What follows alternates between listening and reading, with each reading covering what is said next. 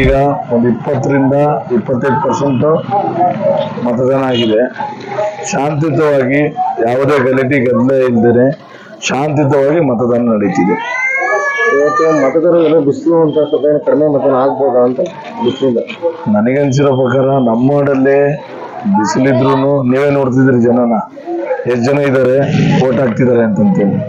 ಬಿಸಿಲು ಲಕ್ಷದ ಜನ ನಮ್ಮ ಅಭ್ಯರ್ಥಿ ಪ್ರಭಮ್ಮನವರು ಗೆಲ್ಸ್ಲೇಬೇಕಂತೇಳಿ ಜನ ಸಾಗರಕ್ಕೆ ಬಂದು ವೋಟ್ ಹಾಕ್ತಿದ್ದಾರೆ.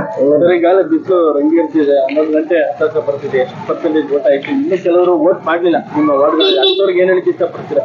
ಅಂಥವ್ರಿಗೆ ಬಿಸಿಲು ಒಂದು 12 ಗಂಟೆ, ಒಂದು 12-12:30 ಅದಾದ ನಂತರ ಒಂದು 2 ತಾಸು ರೆಸ್ಟ್ ಮಾಡ್ಕೊಂಡು ಒಂದು 4 ಗಂಟೆ ಮೇಲೆ ಮತದಾನ ಚಲಾಯಿಸ್ರಿ ಅಂತ ಹೇಳ್ತೀವಿ ನಾವು.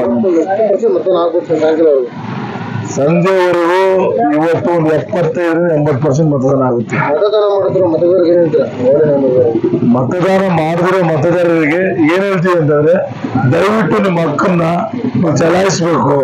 ಬಂದು ನಿಮ್ಮ ಹಕ್ಕನ್ನ ನೀವು ಯಾರು ಇಷ್ಟಪಡ್ತೀರೋ ಅದರಲ್ಲಿ ವ್ಯಕ್ತಿ ಯಾರು ಒಳ್ಳೆಯವರು, ಓದಿರೋ ಎಜುಕೇಟೆಡ್ ಯಾರು ನೋಡಿ ಬಂದು ನಮ್ಮ ಅಮ್ಮ ಪ್ರಭಾವ ವೋಟ್ ಮಾಡ್ರಿ ಅಂತೇಳಿ ಬಂದು ದಯವಿಟ್ಟು ವೋಟ್ ಮಾಡ್ರಿ ಅಂತ ಹೇಳ್ತೀವಿ.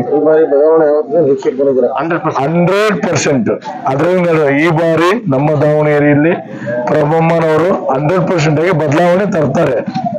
100% ಜನರು ಅವರಿಗೆ ಆಶೀರ್ವಾದ ಮಾಡ್ತಾರೆ.